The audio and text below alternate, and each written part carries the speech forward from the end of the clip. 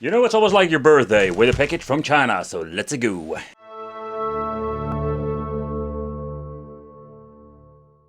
Hey guys, welcome back to the channel. It's awesome that you're tuning in. In today's video, we're going to take a close look at the MX42. This is the ultimate solution for elevating the retro gaming light gun experience. And the reason I'm saying it like this, simply because this thing comes with a 24 volt solenoid and nothing be compared with the original kit itself. But let's do a quick unboxing and I'll show you what are we getting in the inside, how we need to connect it, and how does it actually work. It also comes with the lenses that you can put on here. Not going to be using this because it doesn't have any extra effect for me. It just works perfectly out of the box. So I bought myself the kit with a hub. But what you can also do is getting yourself a Retro Shooter Pandora's box combined with the Retro Shooter Pandora's box, the MX24. They're different configurations, so let's do a chit chat about it, because otherwise I think it's going to be quite confusing. The base kit will contain the Retro Shooter Pandora's box. We have the power supply that powers on 12 volt for the, let's say, system itself. Then we're having the 4 sensors and all the needed cabling. So this is the base, let's say, just the set with nothing included. So this is the light gun basic kit. Comes with all the necessary parts we just chit-chatted about, but also comes included the light guns, the normal light guns. A lot of you maybe bought it, so you can just add the MX24 guns to this kit itself. So for the people who don't know about this kit, what I love about it, it comes with USB connections and everything that you're going to be needing. So for the just normal kit, you're just going to be plugging this inside of this game box, and you can just plug and play, and it works quite well. But how about the kit itself? I think you can also buy the kit with a retro shooter, so you still have the same stuff. But there is one big difference, that we're getting a hub. And the hub is something you're going to be needing.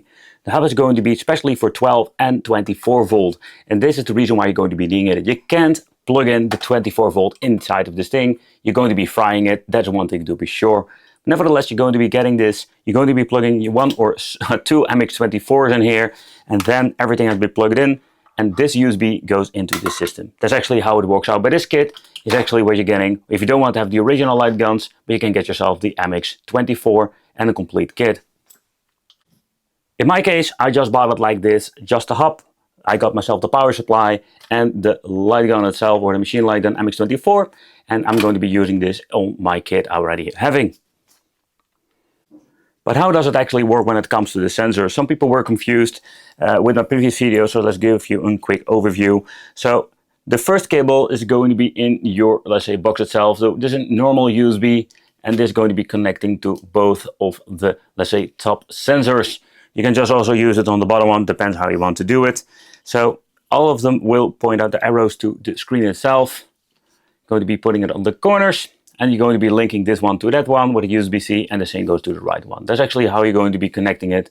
It's a lot of cable nightmare going on, but I think you can be managing. If you're going to be having permanent solution on your television, you can just be creative with the cables, but still a lot of cables. Cable nightmare. Yeah. The configuration of this MX light gun is going to be slightly different with connecting. You need to be very careful. If you're going to be connecting it differently, it's going to be highly possible you're going to be frying your, let's say, main box. So what do I actually mean? So this is a 24 volt device, and you're going to be needing the hub itself.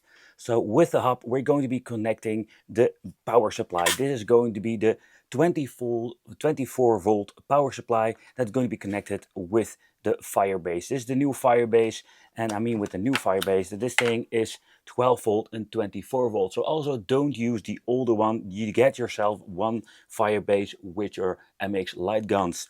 Nevertheless, so as you're going to be plugging this thing in, it's going to be giving the 24 volt that you're going to be needing, and then we're going to be connecting this with your device, in this case the MX light gun machine thing.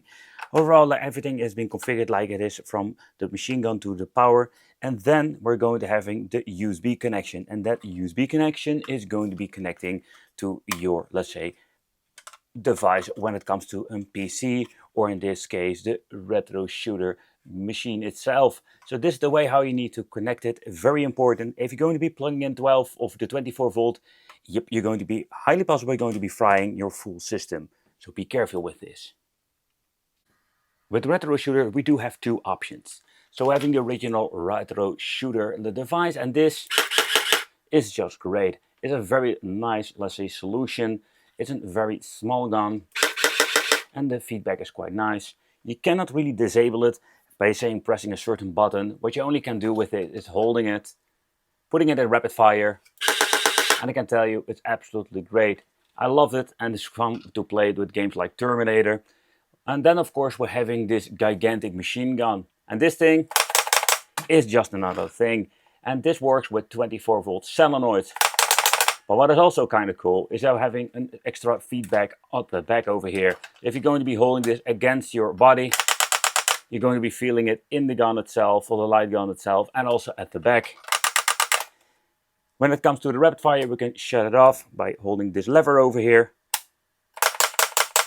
And it's the same configuration. So this is basically the differences between both of the devices. And which one is the best for you? That is only the thing that you can decide. But let's do a chit chat regarding the MX light gun. What is it and how does it actually play? That we're going to be finding out today. So first of all, when you're looking at the weight, this thing has a very nice weight to it, an absolutely quality feel. So we do have the trigger over here. And the feedback itself is absolutely amazing. So what is kind of cool, so have an extra button at the front, so when you're going to be holding it, it's super convenient. For example, if you're going to be playing Terminator, you can shoot the rocket, so you don't actually need a pedal with this. And I'm guessing with Time Crisis, it has been configured to, let's say, going from ducking mode to standing mode.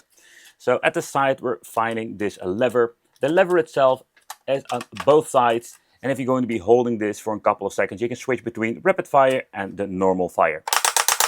So over here we're finding the 3 buttons that have been configured for getting into the special menu for quick load, quick save and all the other features. What is kind of interesting, and this is quite difficult to showcase, is at the front here we're finding the D-pad, and with the D-pad we can navigate through the menu itself. And this is one of those special things they implemented and made this particularly, let's say, unique for the retro shooter overall software and the hub if you want to connect it with a PC. So at the front we're finding the sensor. There is also a special lens for this. Some people love to use that, but I'm not going to be using it because for me it doesn't make any sense doing it because it works out of the box perfectly. The first thing we're seeing when plugging in the device itself, it will showcase how you need to assemble all of the sensors. Shooting will give you the option to set up the crosshair settings. If you have any problems, you can just aim at the screen, go to the special menu in here, and just setting everything up. But if the thing has been configured correctly, you can navigate with the D-pad through the menu, fairly easy. But let's do a quick overview of all of the games that are on this version at this moment. But what can you actually play when it comes to different games? We have some limitations due of the power. There is no Techno Pirate to begin with, but we do have Laserdisc. And Laserdisc, oh man, this D-pad is really sensitive by the way. Laserdisc is one of the first things that we can find, or actually end of the list over here, but all kinds of old school games like Crime Patrol. One of those games we're going to be checking out because, oh boy, it's so bad that I like it. Nevertheless, we're having over here the NES, we're having the Super NES. You can just actually see a lot of classic ones and some games I've personally never played. We're having MAME over here. And the list is quite huge when it comes to all kinds of different games. Also different regions, like I think was it not a 0 Point? Yeah, 0 Point is a different game, but we have Operation Wolf, but there's no Operation Wolf 2, only 1 and 3. And then we're getting into the PlayStation list over here with Point Blank 1, 2. Ninja Assault with the Sega Dreamcast. And that's actually it. So the list is not like massive, like thousands of games, but we do have a lot of like hidden gems in here. Let's try a couple of them. But let's say we have problems with the way how it has been configured. So what we're going to be doing is holding the 2 buttons over here. Hold for a couple of seconds. The menu will pop up, and in here we can actually get into the favorite game turn on and off. We can go to the light gun Corsair settings, and this is what we're going to be needing, because if you need to reconfiguring, and we can even turn off the Corsair if you want to. So, and even have the option for the game screen scaling to 6:9 to 4:3. But let's turn on the crosshair, the cheating mode. All right, let's hold it again to get into the menu. All right. And let's go to the Corsair light gun settings. And in here, we're going to be configuring everything. Seeing if this is going to be working like it should be. Yep, there we go. It has been configured perfectly. And let's go back to the game itself. Let's go to continue. And let's go.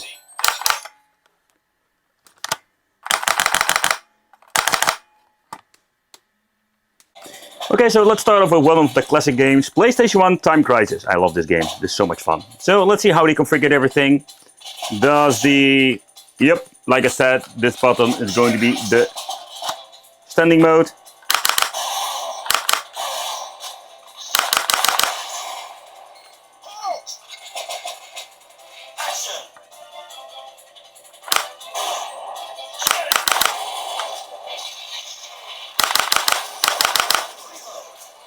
But the feedback of this thing is absolutely amazing.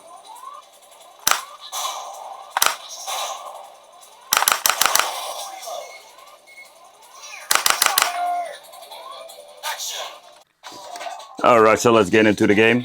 Pressing the side button, you can pause the game, because it's actually a PlayStation game. Shouldn't bring you to the next page. Let's go.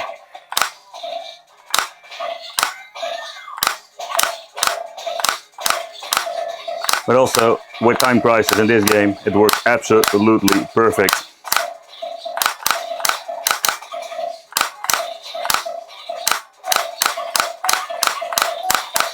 A lot of fun to play.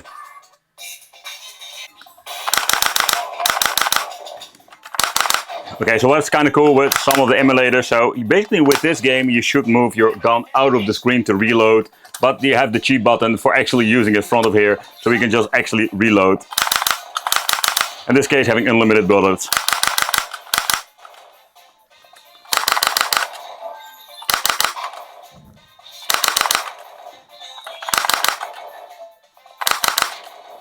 And what you can actually see with this emulator, we don't have the crosshair enabled, so I don't always need to have the cheating mode enabled. Oh, there we go.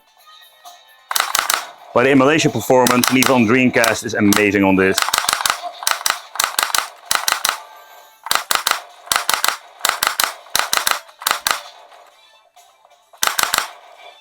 But the only difference is when you're looking at, let's say, some emulation on the PC. So for example, if we're out of bullets with the PC, I think it was a software called Hooker that communicates with the PC knowing when you have no buttons. So also the rumble doesn't do anything. And with this, we always have rumble. But let's move into some other games of the Dreamcast to check out how the overall emulation is. Basics of the King is one of those, let's say, classic games. I experienced the first time, I think, when I was reviewing Arcade Cabinet. Same situation that we can use the button for reloading.